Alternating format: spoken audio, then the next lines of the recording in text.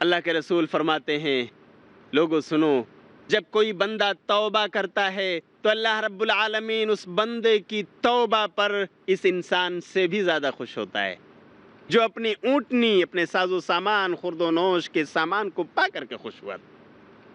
اللہ کتنا بڑا رحیم ہے، کتنا بڑا غفور ہے، کتنا بڑا رحمان ہے۔ اس نے ہم بندوں کو پیدا کیا ہے، ہم میں غلطیوں کی صفات رکھی ہیں، لیکن اس نے توبہ کا دروازہ بھی کھلا رکھا ہے۔ کتنا خوش ہوتا ہے وہ۔ بلکہ اللہ کی خوشی کا عالم یہ ہے۔ قرآن کا اگر آپ مطالعہ کریں گے تو آپ سورہ فرقان سورۃ نمبر 25 آیت نمبر 69 اور 70 کو آپ پڑھیں گے۔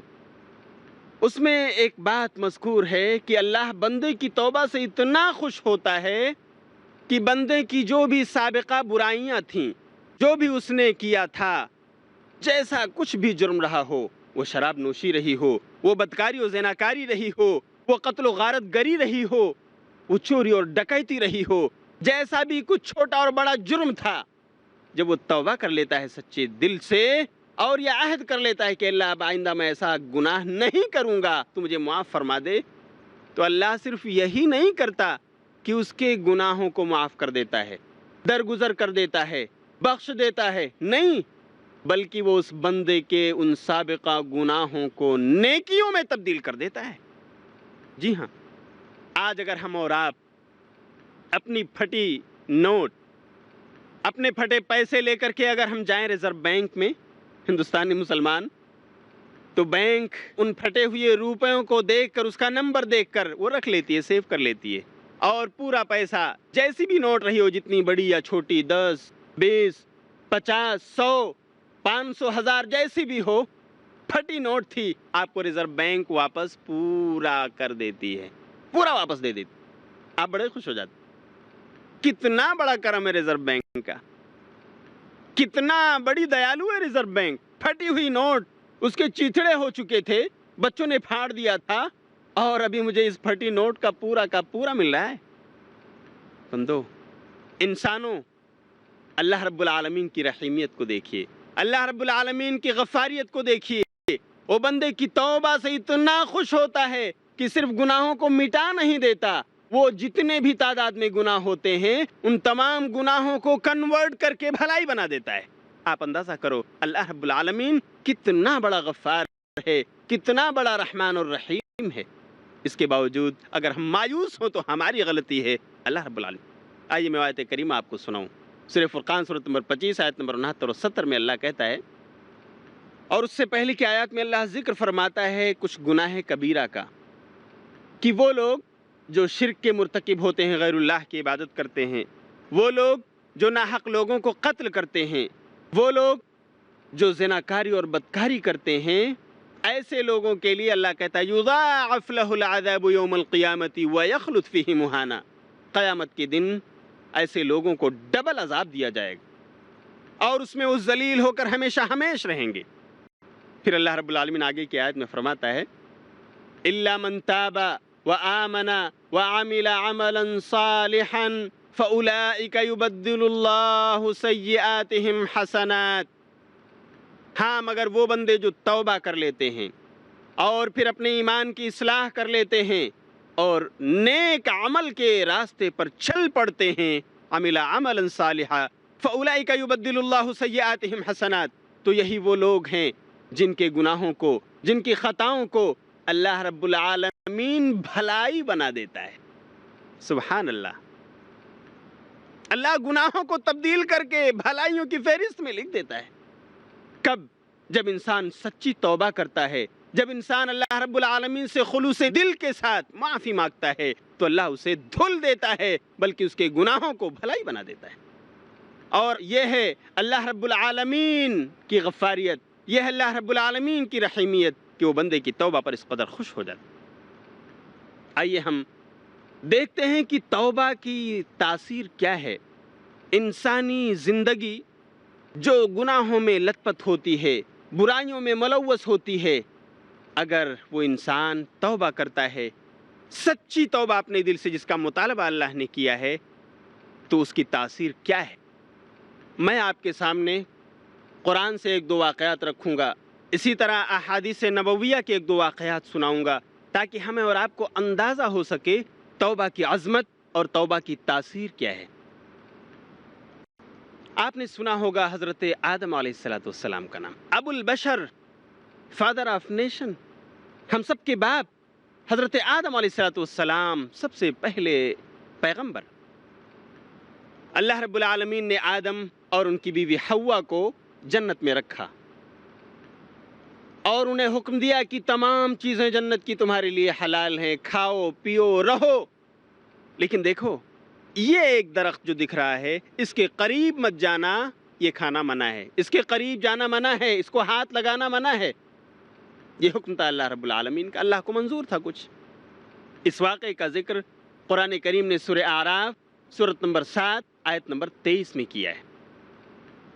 چنانچہ آدم اور حوا جنت میں رہتے ہیں، وہاں کھاتے پیتے ہیں، اللہ رب العالمین جو کچھ دیتا ہے، اور اللہ کی عبادت و بندگی میں مصروف رہتے ہیں، اللہ کا شکر ادا کرتے ہیں۔ لیکن ہوتا یہ ہے ایک وقت آتا ہے کہ آدم علیہ السلام اسی طرح ان کی بیوی حوا اللہ کے اس حکم پر پورا نہیں اتر پاتے۔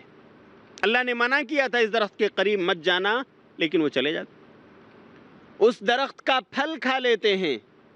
وہ درخت کیا تھا، کیسا تھا، کس چیز کا تھا، اس میں مفسرین کی بہت ساری رائے ہیں، ہمیں اس میں جانے کی ضرورت نہیں، لیکن مختصر یہ کہ آدم اور حوا علیہ السلام نے اس درخت کا پھل کھا لیا، اللہ کے حکم پر پورا نہیں اتر سکے۔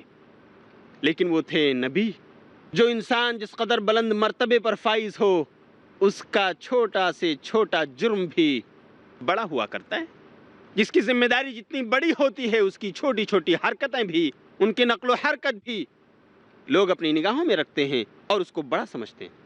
حضرت آدم علیہ السلام سے غلطی سرزد ہو گئی، نتیجتاً اللہ رب العالمین نے آدم اور حوا کے کپڑے چھین لیے، لباس کا ایک ٹکڑا بھی ان کے جسم پر نہیں۔ کتنا بڑا عذاب، کتنی بڑی آزمائش تھی۔ ایسے وقت میں کیا کیا آدم اور حوا نے؟ انہوں نے کس کو پکارا؟ انہوں نے کون سی چیز کو اپنایا کہ ان کی معافی ہوئی، تلافی، ان کو لباس ملا؟ انہوں نے توبہ کو اپنایا۔ اللہ رب العالمین نے ان کو یہ کلمات سکھائے جو سورہ اعراف کی آیت نمبر 23 میں ہیں کہ اے آدم تم شرمندہ تو ہو، اے آدم تم پشیمان تو ہو، لیکن تم اپنے رب سے توبہ کرنا چاہتے ہو تو پکارو، ربنا ظلمنا انفسنا وَإِن لَّمْ تَغْفِرْ لَنَا وَتَرْحَمْنَا لَنَكُونَنَّ مِنَ الْخَاسِرِينَ، جس کا مطلب ہے کہ اے ہمارے رب، آدم کہو اے ہمارے رب، ہم نے اپنے نفسوں پر ظلم کیا ہے یہ کر کے، اس درخت کا پھل کھا کر، وَإِن لَّمْ تَغْفِرْ لَنَا وَتَرْحَمْنَا، اے اللہ اگر تو نے ہم کو بخش نہیں دیا، اے اللہ اگر تو نے ہم پر رحم نہیں کیا، لَنَكُونَنَّ مِنَ الْخَاسِرِينَ، تب تو ہم خسارہ پانے والے، گھاٹا اٹھانے والوں میں سے ہو جائیں گے۔ اے اللہ تو ہمارا ولی ہے، اے اللہ تو ہمارا کارساز ہے، اے اللہ تو ہمیں بخشنے والا ہے، اے اللہ تو ہماری توبہ قبول کرنے والا ہے، اے اللہ تو ہمارے قصوروں کو معاف کرنے والا ہے، اے اللہ تو ہمیں معاف کر، ہم پر رحم فرما دے، ہماری بخشش فرما دے، اے اللہ ہمیں لباس عطا فرما دے۔ اللہ رب العالمین نے ان کی توبہ قبول کی اور ان کو لباس عطا فرما دیا۔ اسی طرح ایک دوسرا واقعہ قرآن نے نقل کیا ہے حضرت یونس علیہ السلام کا۔ آپ نے اگر قرآن پڑھا ہوگا تو سورہ انبیاء آپ کی نگاہوں کے سامنے سے گزری ہوگی، سورۃ نمبر 21 اور آیت نمبر 87 اور 88، جس میں اللہ رب العالمین نے اپنے ایک دوسرے نبی حضرت یونس علیہ السلام کا واقعہ نقل کیا ہے کہ ان سے بھی ایک غلطی ہوئی تھی، ایک کوتاہی ہوئی تھی، اور اس کوتاہی کے ہو جانے کے بعد انہوں نے بھی توبہ کی۔ حضرت یونس علیہ السلام سے جو کوتاہی یا غلطی ہوئی وہ یہ تھی کہ وہ اپنی قوم کو دعوت دے رہے تھے، اپنی قوم کو اللہ رب العالمین کی وحدانیت کی طرف بلا رہے تھے اور شرک سے بچنے کی تلقین کر رہے تھے، اچھائیوں اور خوبیوں کو اپنانے کی ہدایت اور رہنمائی کر رہے تھے، برائیوں سے بچنے کی تلقین کر رہے تھے، لیکن انہوں نے دیکھا کہ ہماری قوم ماننے والی نہیں، ہماری قوم ایمان لانے والی نہیں، ہماری قوم اپنی شرارتوں سے باز آنے والی نہیں، ہماری قوم ان شرک اور بت پرستی جیسی لعنتوں سے دور ہونے والی نہیں۔ وہ غصے میں جھنجھلائے اور اپنی بستی سے نکل کھڑے ہوئے۔ جاتا ہوں میں، اگر آپ ہم پر ایمان نہیں لاتے، ہماری باتیں نہیں سنتے، ہماری دعوت پر لبیک نہیں کہتے، میں جاتا ہوں۔ یہاں کوتاہی یہ ہوئی کہ یونس علیہ السلام چلے لیکن اللہ سے اجازت نہیں لی۔ اللہ کے حکم کا انتظار نہیں کیا۔ یونس علیہ السلام اپنی بستی کو چھوڑ کر چل پڑتے ہیں۔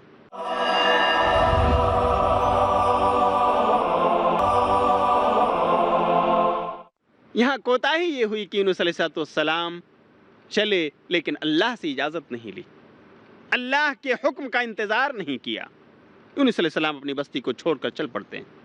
راستے میں سمندر حائل، کشتی پر سوار ہوتے ہیں، اور یہ کشتی، یہ ناؤ، یہ سفینہ جب بیچ بھنور میں جا کر پہنچتا ہے تو یہ سفینہ ڈاواڈول ہونے لگتا ہے، کشتی ہچکولے کھانے لگتی ہے، اور وقت ایسا آ جاتا ہے کہ ابھی ڈوبی یا تبھی ڈوبی۔ اس وقت کا رواج تھا کہ جب بھی ایسا ماجرا ہوتا تھا تو اس وقت کا ملاح، اس وقت کشتی کو چلانے والا ملاح جسے ناخدا کہتے ہیں، وہ اس وقت گوٹیاں ڈالتا تھا، قرآن دازیاں کیا کرتا تھا کہ کوئی نہ کوئی مجرم ہماری کشتی میں ہے، شاید اس کے جرم کی وجہ سے ہماری کشتی کے ساتھ ہی معاملہ ہو رہا ہے۔ قرآن دازی کی گئی، گوٹیاں ڈالی گئیں، اتفاق سے یونس علیہ السلام کا نام نکلا، لیکن لوگ اچنبھے میں، کشتی کے سارے سوار تعجب سے دیکھ رہے ہیں، ہمارا پیغمبر، یہ یونس اتنا پرہیزگار انسان علیہ السلام، یہ کیسے مجرم ہو سکتا ہے، یہ کیسے گنہگار ہو سکتا ہے؟ ہو نہیں سکتا۔ قوم ماننے کو تیار نہیں، ندی اور سمندر کے پانی کے دریا کے حوالے کرنے کو راضی نہیں۔ دوبارہ گوٹی ڈالی جاتی ہے، دوبارہ قرآن دازی ہوتی ہے، اور پھر یونس علیہ السلام کا نام نکلتا ہے۔ تیسری بار قرآن دازی کی جاتی ہے، اور پھر حضرت یونس علیہ السلام ہی کا نام جب آتا ہے تو قوم مجبور ہو جاتی ہے، ملاح کشتی کا ناخدا مجبور ہو جاتا ہے کہ یونس علیہ السلام کو پانی کے حوالے کر، چنانچہ یونس علیہ السلام کو دریا میں ڈال دیا جاتا ہے۔ اللہ کے حکم سے ایک مچھلی انہیں نگل لیتی ہے، مچھلی کے پیٹ میں چلے جاتے ہیں لیکن زندہ ہیں۔ اللہ رب العالمین کی قدرت، جسے جہاں چاہے وہ روزی دے سکتا ہے، زندہ رکھ سکتا ہے۔ یونس علیہ السلام مچھلی کے پیٹ میں زندہ ہے، مچھلی لے کر سمندر میں گشت کر رہی ہے، گھوم رہی ہے۔ ایسے وقت میں ذرا بتائیے یونس علیہ السلام کس کو پکار سکتے تھے، کس کی دہائی دے سکتے تھے، کون ان کے سہارے کو آ سکتا تھا، اور کس سورس اور ذریعے کو اپنا کر وہ معافی مانگ سکتے تھے؟ ان کے پاس صرف ایک سورس، صرف ایک ذریعہ تھا کہ وہ اللہ رب العالمین سے توبہ کریں۔ اللہ رب العالمین نے توبہ کا دروازہ کھلا رکھا ہے، اس کو پکاریں، اس کو ندا دیں، اور اپنے غلطی کا اعتراف کرتے ہوئے، پشیمانی کا اظہار کرتے ہوئے اسے سچی توبہ کر لیں۔ چنانچہ یونس علیہ السلام نے یہی کیا۔ آپ سورہ انبیاء کی آیت نمبر 87 اور 88 پڑھیے، قرآن کہتا ہے فَنَادَى فِي الظُّلُمَاتِ أَلَّا إِلَٰهَ إِلَّا أَنْتَ سُبْحَانَكَ إِنِّي كُنْتُ مِنَ الظَّالِمِينَ۔ یونس نے اللہ رب العالمین کو تاریکیوں میں، اندھیروں میں پکارا، ایک اندھیرے میں نہیں، فی الظلمات، بہت سارے اندھیروں میں پکارا۔ مفسرین نے لکھا ہے کہ یہاں ظلمات، جو بہت سارے اندھیروں کا ذکر ہے، اس میں ایک اندھیرا تو سمندر کی تہوں کا ہے، کیونکہ سائنسدانوں نے بتایا ہے کہ جب انسان سمندر کی ایک تہہ کو پہنچتا ہے تو وہاں پر روشنی نہیں رہتی، اندھیرا ہو جاتا ہے، یہ ایک اندھیرا۔ دوسرا مچھلی کے پیٹ کا اندھیرا، اور تیسرا ایک اور اندھیرا، جس طرح ماں کے شکم میں، رحم مادر میں ایک بچہ پل بڑھ رہا ہوتا ہے، اور ماں کے شکم میں، اس کی جھلیوں میں چپک کر کے وہ بچہ زندہ رہ رہا ہوتا ہے، اسی طرح یونس علیہ السلام سمندر کی تہوں میں، مچھلی کے پیٹ میں موجود اس کے مختلف جھلیوں میں لپٹے ہوئے تھے، اور یہ مراد ہے الظلمات سے، ان تمام تاریکیوں میں رہتے ہوئے بھی، ان تمام اندھیروں میں زندہ رہتے ہوئے بھی اللہ کو نہیں بھولے یونس علیہ السلام، اللہ کو آواز لگائی، اللہ سے معافی مانگی، لا الہ الا انت سبحانک انی کنت من الظالمین، کہ اے اللہ تیرے سوا کوئی معبود حقیقی نہیں ہے، تیری ذات پاک ہے، میں ظالم ہوں، اے اللہ میں تجھ سے پوچھے بغیر، تیرے حکم کا انتظار کیے بغیر، اے اللہ میں چلا آیا، میں نے اپنی بستی چھوڑ دی، میں مجرم ہوں، اے اللہ میں ظالم ہوں، تیری ذات پاک ہے، مجھے معاف فرما دے، اے اللہ میرے ظلم سے درگزر فرما دے۔ قرآن کہتا ہے کہ اللہ نے کہا فَاسْتَجَبْنَا لَهُ وَنَجَّيْنَاهُ مِنَ الْغَمِّ وَكَذَلِكَ نُنْجِي الْمُؤْمِنِينَ، تو ہم نے قبول کیا یونس علیہ السلام کی دعا، ہم نے سنی، وَنَجَّيْنَاهُ مِنَ الْغَمِّ، اور اس بڑے غم سے، اس بڑی تکلیف سے ہم نے یونس علیہ السلام کو نجات دے دیا اور مچھلی کو حکم کیا جاؤ انہیں سمندر کے ساحل پر ڈال۔ مچھلی نے لا کر اگل دیا، یونس علیہ السلام زندہ صحیح سلامت مچھلی کے پیٹ سے باہر آ گئے۔ وَكَذَلِكَ نُنْجِي الْمُؤْمِنِينَ، اور ایسے ہی جو مجھ پر سچا یقین رکھتا ہے، ایمان لاتا ہے، ہم اسے ایسے ہی نجات دیا کرتے ہیں۔ اس کی تکلیفوں میں، اس کی ضرورتوں میں ہم اس کی حاجت روائی کیا کرتے ہیں، یہ اللہ کہتا ہے۔ اس طرح یونس علیہ السلام اس مصیبت سے چھٹکارا پا سکے جب انہوں نے اللہ کی بارگاہ میں توبہ کیا اور اس سے گڑ گڑائے، اس سے معافی مانگی، اپنے ظلم کا اعتراف و اقرار کیا، اللہ نے ان کو بخش دیا۔ یونس علیہ السلام ہی کا قصہ اللہ نے سورہ صافات میں بھی ذکر کیا ہے، اور وہاں اللہ نے کہا ہے فَلَوْلَا أَنَّهُ كَانَ مِنَ الْمُسَبِّحِينَ لَلَبِثَ فِي بَطْنِهِ إِلَى يَوْمِ يُبْعَثُونَ، کہ اگر یونس نے مچھلی کے پیٹ میں مجھے نہ یاد کیا ہوتا، میری تسبیح اور پاکی نہ بیان کی ہوتی، تو یونس قیامت کے دن تک، جس دن لوگ اپنی قبروں سے اٹھائے جائیں گے، اس دن تک یونس مچھلی کے پیٹ میں زندگی گزار۔ آپ اندازہ کرو، لیکن یونس کی زبان سے نکلنے والے یہ جملے، یونس علیہ السلام کی زبان سے ادا ہونے والے یہ جملے، جس میں معافی کی طلب تھی، جس میں توبہ تھی، سچی توبہ، اللہ رب العالمین نے اسے قبول فرما لیا اور یونس علیہ السلام کو جلد ہی چھٹکارا دے دیا۔ اسی طرح ایوب علیہ السلام کا واقعہ بھی قرآن میں سورہ انبیاء ہی کے اندر مذکور ہے۔ ان کو بھی اللہ رب العالمین نے بیماری دے دی تھی، ایسی بیماری لوگ گھن کھاتے تھے، ان کے جسم میں کیڑے مکوڑے پیدا ہو گئے تھے، اور اس طرح سے ان کا پورا جسم گویا اس میں گھن لگ گیا تھا، لوگ نفرت کیا کرتے تھے۔ لیکن ایک آزمائش تھی، دعا کیا حضرت ایوب علیہ السلام نے، اے اللہ میں کہیں بے صبرا نہ ہو جاؤں، اے اللہ کہیں صبر کا دامن مجھ سے چھوٹ نہ جائے، ایسی بڑی آزمائش میں مبتلا ہوں، اے اللہ تو میرا کارساز ہے، تو میرا ولی ہے، اے اللہ مجھے نجات دے دے۔ اللہ رب العالمین نے ان کو بھی نجات دیا۔ تو اللہ جب بھی بندوں نے پکارا ہے، جب بھی بندوں نے توبہ کی ہے، جب بھی بندوں نے اس اللہ کی دہائی دی ہے، اللہ رب العالمین نے قبول کیا ہے اور ان کو ان کی حاجتیں دی ہیں، ان کی ضرورتیں پوری کی ہیں۔ اگر آج ہم مسلمان بھی تمام تر گناہ ہونے کے باوجود، تمام تر غلطیوں کا پتلا ہونے کے باوجود، اگر ہم اللہ سے مانگتے ہیں، اللہ کی طرف سچے دل سے رجوع ہوتے ہیں، تو کوئی بعید نہیں کہ اللہ رب العالمین کی رحمت، اللہ رب العالمین کی مغفرت ہمیں بھی نصیب ہو اور اللہ ہمیں بخش دے۔ یہ واقعات قرآن کریم کے تھے جو میں نے آپ کے سامنے ذکر فرمائے۔ آئیے میں چند واقعات آپ کے سامنے احادیث کی بھی رکھتا ہوں کہ اللہ رب العالمین کس قدر توبہ قبول کرنے والا اور توبہ کی وجہ سے بندوں کے گناہوں کو مٹا دینے والا ہے، معاف کر دینے والا ہے۔ یہ واقعہ جو میں آپ کو سنانے جا رہا ہوں صحیح مسلم کتاب التوبہ باب قبول توبۃ القاتل، اس میں امام مسلم نے ذکر کیا ہے کہ ایک مرتبہ نبی صلی اللہ علیہ وسلم نے بنو اسرائیل کا ایک واقعہ صحابہ کو سنایا اور بتایا کہ دیکھو اللہ رب العالمین کس قدر غفار ہے، کس قدر وہ توبہ قبول کرنے والا ہے، کہ پہلی قوموں میں ایک انسان تھا، کان فی من کان قبلکم رجل قتل 99 نفسا، یہ حدیث کے الفاظ ہیں۔ اللہ کے رسول صلی اللہ علیہ وسلم کہتے ہیں کہ لوگوں تم سے پہلے جو قوم گزری ہے ان میں ایک انسان تھا جس نے 99 لوگوں کو قتل کیا تھا، 99 جانیں لی تھیں، ایک کم 100، لیکن وہ تلاش میں نکلا کہ کیا میری معافی ہو سکتی ہے، کیا میرا یہ جرم معاف کیا جا سکتا ہے، کیا میری بخشش کی کوئی راہ ہے؟ چنانچہ اس نے پوچھا من اعلم اہل الارض، ابھی اس وقت اس روئے زمین پر سب سے زیادہ جانکار کون سا انسان ہے جو میرے سوالوں کا جواب دے سکے، جو میری سچی اور سیدھی رہنمائی کر سکے؟ لوگوں نے بتایا کہ فلاں راہب ہے، اس کے پاس جائیے، وہ دین کی باتیں بتاتا اور لوگوں کو سمجھاتا ہے۔ یہ آدمی اس کے پاس گیا جس نے 99 قتل کیے تھے۔ سامعین کرام آپ اندازہ کرو اللہ رب العالمین کی صفت رحمت، اللہ رب العالمین کی صفت غفاریت کتنی وسیع ہے۔